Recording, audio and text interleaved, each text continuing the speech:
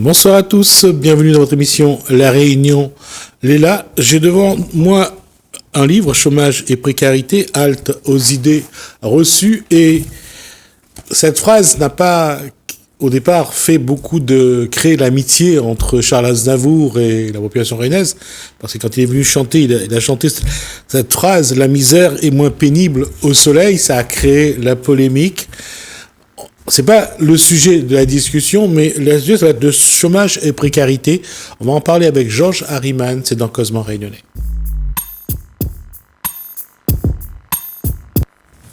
Bonsoir Georges Harriman. Bonsoir.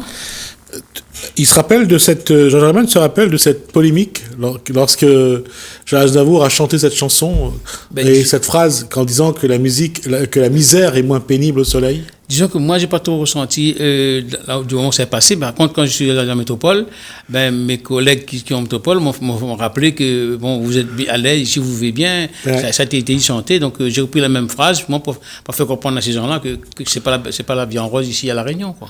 Parce qu'on a du soleil, parce qu'on n'a pas de la neige, parce qu'on a le climat qu'on a et l'environnement qu'on a.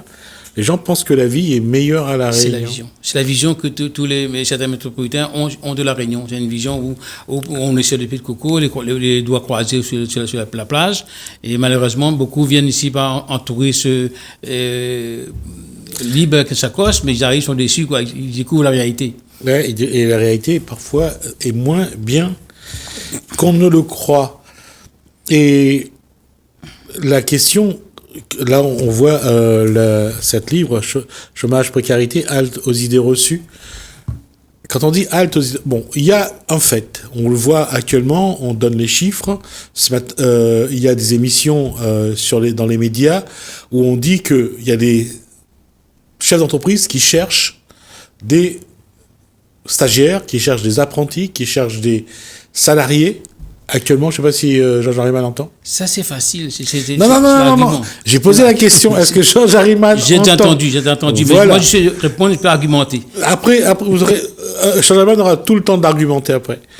La question, c'est... Est-ce qu'il y a, selon certains, 1800 emplois à pourvoir actuellement et rapidement dans le BTP, chez les barbeurs, dans la restauration. Qu'est-ce qui fait que... Et je ne parle pas du service à la personne où le travail est dans l'image des gens. L'image est dégradée parce que c'est un travail qui n'est pas valorisant. C'est un travail où il faut donner beaucoup de soi.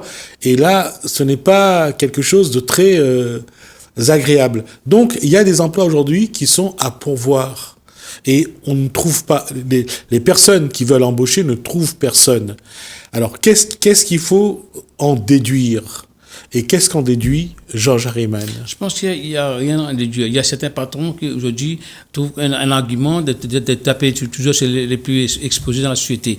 Parce que moi, je connais des chômeurs comme moi qui dans le temps, et ça maintenant d'ailleurs, qui passent leur journée à cogner aux portes, à frapper aux portes, à aller au Pôle emploi, aller à la mairie, à bouger quelque chose. Mais en face, il y a un patron. Vous savez, le premier ennemi des Réunionnais, c'est le Réunionnais lui-même, hein. C'est le patron lui-même qui compte son peuple. Il dit, ce gars-là, il est dégradé, donc il ne sait pas parler français, il est un peu lent, il n'est pas rapide. Donc, être en chômage, déjà, aujourd'hui, c'est un métier.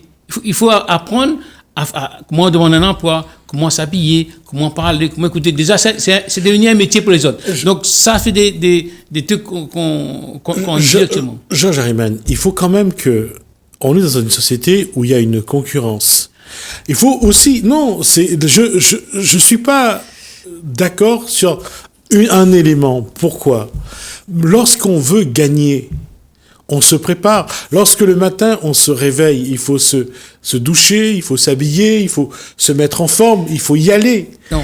Ça, c'est pas le problème à la Réunion. Le problème, c'est le manque de confiance, le manque en face d'acceptation de l'autre, par rapport au patron et au chômeur réunionnais. C'est ça le problème. Moi, j'étais sale, croûté, mal habillé. J'ai pu monter des activités à travers, aller dans les bureaux, cogner les portes, frapper à n'importe quel monsieur, directeur. En ce temps-là, quand je parlais de ça, il y avait des vrais élus à la Réunion, de vrais élus qui pensaient à la Réunion. Et aujourd'hui, on a des faux semblants, des figurants qui parlent beaucoup, qui augmentent beaucoup. Pareil pour les patrons, il y a des bons et des mauvais. Le patron, il ne dit pas ce qu'il fait passer au chômeur. Moi, j'ai vu devant moi, il n'y a pas longtemps, un patron qui a insulté en public, quand même, quelqu'un qui a laissé tomber quelqu'un par terre. Mais si on va travailler pour se faire insulter par un patron, il vaut mieux rester chez soi. On dit on est un être humain, donc il faut respecter. Et puis quand on est dans le bureau pour demander un travail, le patron commence à vous dire, écoute, j'ai pas le temps, là, allez voir ailleurs ou voir ailleurs. C'est aussi un reproche. Combien de patrons à La Réunion exploitent la situation des chômeurs? Mais ils disent ça pour se défendre. Mais combien de gens qui travaillent avec eux, qui sont pas formés, qui n'ont pas qualifié, mais qui travaillent au noir, qui travaillent non déclarés, qui embauchent, qui ont les capacités, qui ont les moyens de le faire. Mais ça, ils ne disent pas ça. Ils mettent en avant des critères de sélectifs, comme quoi que c'est la faiblesse des autres, les déficits individuels des chômeurs. Mais il y a aussi des déficits individuels des patrons, les défauts des patrons, de ne pas laisser donner au moins l'occasion du chômeur de leur travail. Quelqu'un qui peut travailler pendant 2 ans, vous dites, bon, il faudrait donner un rythme de livraison. Mais il n'y arrivera pas. Il faut donner le temps, qu'il s'adapte à son boulot, aller l'avant, on ne demande pas de le flatter, mais donner le temps, donner-lui confiance, non pas l'écraser, l'invectiver ou le diminuer dans sa dignité. C'est ça. Moi, j'ai vu des patrons qui insultaient la femme du travailleur, alors qu'il n'a rien à voir, sa maison. Il insultait la femme de son employé, il insultait la famille, parce que je suis au chômage, je suis obligé de supporter ça, moi. Pas du tout. Et qui dit qu'un chômeur a envie après avoir travaillé 20 ans dans une entreprise, on licencie malproprement, parce qu'il n'est pas au courant que l'entreprise a fait faillite, on licencie. Et qui dit qu'il a envie d'aller travailler avec un patron? Peut-être qu'il a envie de créer son truc par lui-même. Peut-être qu'il a envie de monter un truc autonome. Est-ce qu'on fait cette politique-là à La Réunion? Non.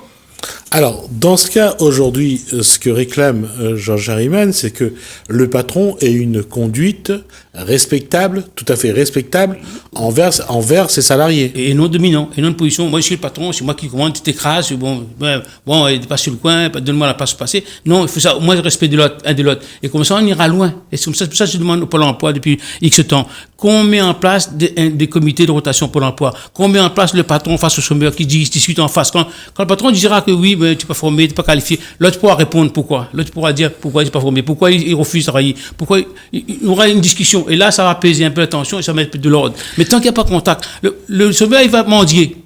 Le patron est le dominant. Mais il s'est toujours écrasé. Quand on est mendiant, on le tend tout à la main. Georges Harriman, aujourd'hui, selon vous, il faudrait mettre en place un cadre de bonne relation entre le salarié et l'entrepreneur, et l'entrepreneur et le salarié. Exactement. Parce que là on divise. Avec ce langage-là, avec la position de chômeur, on attise la haine, on attise la colère. Le patron gagne du pain dans le pain. À chaque fois qu'on parle de chômeur, un musée de chômeur, ça la gasse, ça l'irrite. Par contre, on parle un chômeur, quand il parle du patron en face, oui, le patron, il m'a pas payé, 2 mois, il m'a pas payé, je travaille pour rien, il s'est pas obligé de moi. Là, ça ne s'entend pas. Mais tandis si on dit ça face à face, ça va s'arranger, ça va diminuer, ça va désamorcer la bombe, quoi. Et ça va être plus calme. Et on pourra réfléchir, peut-être, patron. Moi, par exemple, moi, on me connaissait pas. Quand je crie dans la rue, partout, je suis en colère, on disait moi comme j'étais quelqu'un désordre, quelqu'un qui cesse la bagarre, quelqu'un qui veut rester sans rien faire, quelqu'un pas réussi, quelqu'un professionnel. Mais quand certains m'ont rencontré, ils disent ah bon, t'es comme toi, ça alors, t'es comme ça alors, je savais pas moi. C'est normal, tu avais déjà une image de moi. D'accord. Là-dessus, j'entends et je comprends. Mais est-ce que Georges Harriman et les salariés à la rigueur qui sont avec lui peuvent aussi comprendre qu'un patron, parfois, il n'est pas toujours dans de bonnes situations entre les fournisseurs, entre la banque, entre la sécurité sociale, entre les impôts. Parfois, le patron, il a... Et vous pensez que c'est à nous, de supporter ça? On n'est pas mariés. Nous, on est seulement donné l'emploi. On demande d'être chercher d'emploi. Parfois, le chômeur demande un cachet. Il se fait insulter parce qu'il ne donne pas de travail. J'ai pas le temps, vous m'emmerdez pour un cachet. Ça, je ne dis pas à quelqu'un de net. On est des hommes, des femmes, on est humains, on a un sentiment, on sent tout. Ben, à force, il fait ça que moi, je viens plus, moi. Vous faites un annonce du matin de travailler. Je cherche à travailler dans l'entreprise d'un tel. Moi, je connais l'entreprise jusqu'à patron, je viens pas, moi. C'est un sale type. Il vient pas. Je dis pas que tous les patrons sont comme ça. Hein. Il y a des bons patrons qui boivent un coup tous les vendredis que j'ai travaillé, qui profitent d'une petite fête entre eux, qui considèrent les travailleurs égaux, comme des hommes et des femmes, non pas comme des inférieurs comme certains le font. Les gros patrons de la Réunion n'ont rien à foutre des petits employés. Pourvu que ça tourne, il fait de l'argent. Et s'il y avait au moins ce sentiment-là, on changerait un peu le monde. Mais là, dans ce contexte-là, Georges Harriman, on demande au patron d'avoir une autre ligne de conduite, une autre façon de se comporter. Bien sûr, pas chercher l'argent, pas être avide de fric ou de profit.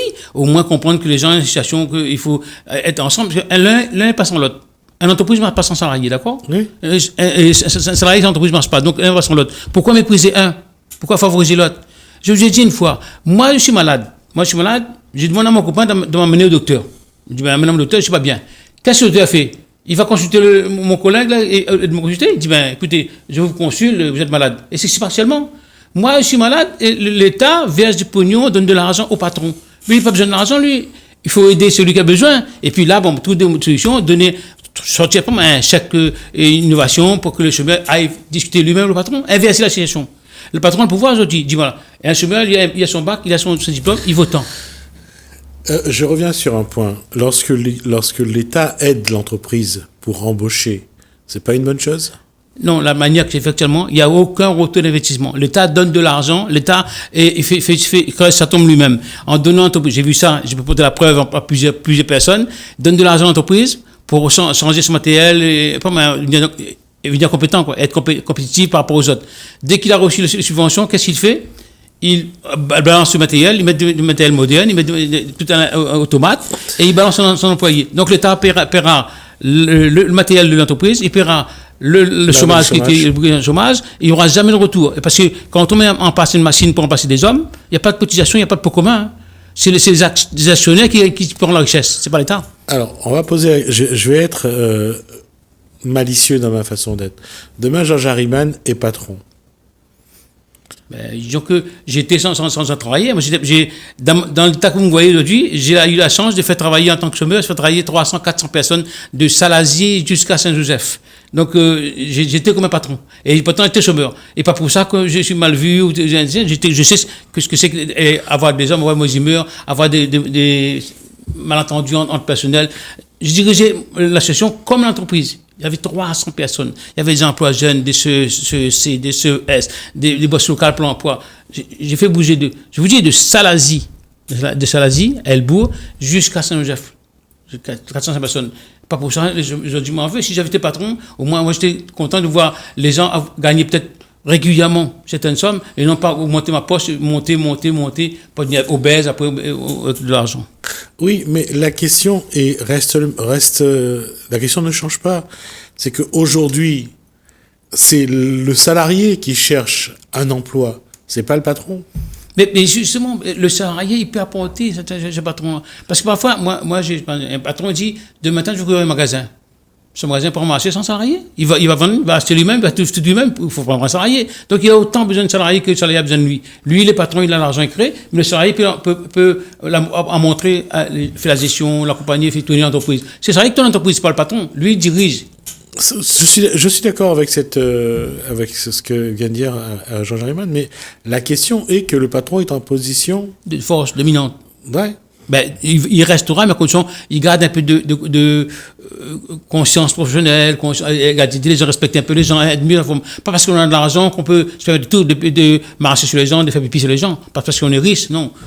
Entre les conditions de travail qu'on avait il y a 40, 50 ans, où le patron pouvait faire ce qu'il voulait de son salarié, à aujourd'hui, où le salarié peut dire à son patron va te faire voir chez les Grecs et de se barrer parce qu'il y a les allocations chômage. Il ne peut pas y avoir un milieu un peu plus juste. On peut trouver si on le veut, mais actuellement, quelqu'un qui dit ça, il va avoir un mot passé, mais celui-là est paresseux, il est fainéant, il ne fait rien faire parce qu'il a mal répondu. Là, il sera totalement un mauvais chômeur, un très mauvais chômeur, il ne sera pas du tout embauché. Donc, le patron, aujourd'hui, il y a encore l'esclavage. Je sais que les salariés qui travaillent dans l'entreprise, et puis après, il va travailler chez le patron, il va travailler faire la boniche chez le patron. Ça existe encore, je peux vous donner des noms et des preuves. Hein. Non, ça, je n'en doute pas. L'esclavage existe encore. Qu'il y ait des patrons qui abusent de leur posture. Comme il y a des chômeurs qui abusent de leur situation aussi. Voilà, comme il y a des chômeurs qui refusent d'aller travailler parce qu'il y a les allocations chômage et parce que... D'abord, il faut commencer le gouvernement à mettre de l'ordre là-dedans, mettre de l'ordre carrément, un bon ordre là-dedans. S'il veut que les gens travaillent, regardez, aucun de nos responsables à la Réunion, politique économique, ne réussit. La CDK, on a mis en place, je crois, territoire zéro chômeur. C'est une bonne chose qui permet des gens d'être en activité, de cotiser à la caisse pour retraite. J'ai dit qu'il faut mettre en activité dans des boulots. Puisque maintenant, personne ne s'occupe de ça. Ça n'existe pas à La Réunion. On parle, on a entendu parler, mais est-ce que quelqu'un a un élu qui a pour cœur d'adapter La Réunion, le territoire zéro chômeur à La Réunion? Et pourtant, ça mettra beaucoup de monde en activité. Ça permettra aux gens de bouger. Lorsqu'on dit un chemin, les parachutes puis travailler, il ne faut pas oublier que les conditions sont créées pour le rendre comme ça, pour le rendre dans cette situation-là, pour le poser là-dedans. Parce que si on met tout, on fait appliquer la loi, on fait bouger les choses comme il se doit, et les administratifs, les fonctionnaires, ils ne sortent pas dans le bureau à faire des petits croisés, des mots croisés ou sundoku, là. Ben, il faut aller sur le terrain. Parce que tout le malaise, aujourd'hui, c'est sur le terrain. Regardez, je donne un exemple, regardez l'assistance sociale. Aujourd'hui, l'assistance sociale, qu'est-ce qu'il fait? Son rôle, c'est assister à la société. Assistance sociale, aller sur le terrain, comme de bons vieux temps, aller voir la case, comment ça fonctionne, comment les gens vivent, est-ce qu'il y a la misère, est-ce qu'il est pauvre, est-ce qu'il est cassé. Mais aujourd'hui, l'assistance sociale, c'est dans son bureau. Il attend que les gens viennent, et puis là, il donne un petit bon, ils ont besoin d'un meuble, il dit bon, c'est pas le même travail, c'est pas ça il y a des conflits, il y a des bagarres, il y a des bagarres entre conflits effectuels dans les foyers, parce qu'il n'y a plus de visite de terrain, il n'y a plus rien, tout le monde se retient dans un bureau climatisé, et puis on parle des autres, on s'occupe des autres, mais on est à l'abri, on a un beau salaire, on est à l'abri, et moi je dis, l'administration sociale aujourd'hui, le projet général devait revoir sa politique de proximité, c'est à tous les niveaux. Je ne dis pas qu'il faut tout le monde dans le chemin, mais au moins un travail de terrain comme c'était dans le bon vieux temps. Il y a les vieux mouns qui étaient battus, on pouvait le voir. Les vieux mouns qui étaient abandonnés, on pouvait le voir. Maintenant, on ne voit pas. Il faut que ces vieux mouns-là le traînent avec sa jambe cassée ou son côté pour venir jusqu'à la sociale au bureau, encore sur rendez-vous, dans les 8 à 15 jours. Et ça, c'est grave. Quand on est l'assistant de société, on doit être disponible à tout moment. Je sais que ça ne va pas plaire à tout le monde, mais moi, ce que je pense, c'est comme ça. Si je suis chômeur, quelqu'un m'appelle Sainte-Suzanne pour l'aider, je vais. À Sainte-Marie, je vais. Ou bien Saint-Jacques, j'y vais. Là où on m'appelle, j'irai parce qu'en tant qu'intervenant de terrain, je me considère comme un acteur de terrain. Aujourd'hui, quelle solution pour essayer de réduire l'écart entre le comportement d'un salarié qui ne veut plus voir son patron qui crie et qui ne le respecte pas, et quelle peut-être... Et bien, pas ici. Oui, qui ne paye pas à la rigueur. Mais comment amener aujourd'hui un patron à être plus respectueux dans sa relation avec son salarié?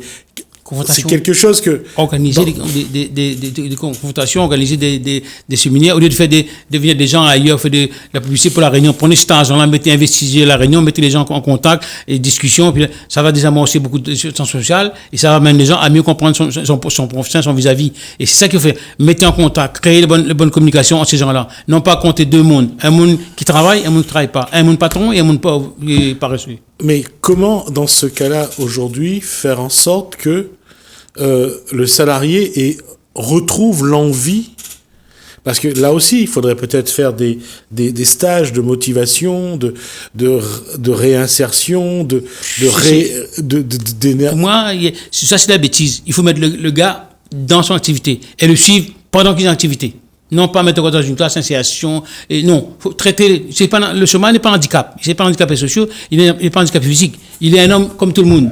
Il faut le mettre en pleine action et dire voilà, aujourd'hui si tu fais ça, tu te mets là. Si tu n'arrives pas, demain tu te mets là-bas. Mais arrêtez toutes ces formations, ces paraquines qu'on met par les gens pour soigner. Ils ne veulent rien faire qu'un stylo, bien si dehors, boire un coup. Et puis la formation, c'est dilapider les fonds publics. Il y a des choses à faire. Il y a beaucoup de choses à faire. Regardez combien ronds-points il y a à La Réunion. Peut-être là aussi, il y a un effort à faire pour embellir ces trucs-là et rendre plus joli, agréable à vivre. Il y a tout un série d'activités à La Réunion à faire, peut-être pas l'emploi, activité qui peut occuper les gens et qui peut être utile aux gens. Parce que ce qu'on ne dit pas aux gens, chômeur aujourd'hui, demain tu seras toujours dépendant, vieillesse, chômeur. Tu vas rester toujours pareil, tu n'en auras pas. Tu ne voudras pas. C'est le gagnes. Et RSA, demain, c'est dit qu'après la retraite minimum vieillesse, sa vie ne bougera pas. Tu seras toujours un pauvre. Donc il faut l'aider à sortir de cette situation-là. D'accord. On va poursuivre cette discussion la prochaine fois, parce que la position défendue par Georges Arrivan, c'est de défendre les salariés, et il met en avant toujours ce qui ne va pas du côté des patrons. On verra si on peut essayer de trouver aussi les efforts que doivent faire aussi certaines personnes qui souhaitent travailler, mais qui ne veulent pas accepter le comportement, certains comportements de patron. On verra si on peut faire avancer la discussion. Merci Georges Arrivan pour cet échange. Merci à vous de nous avoir suivis. Merci Anne, merci François. Je vous dis à bientôt.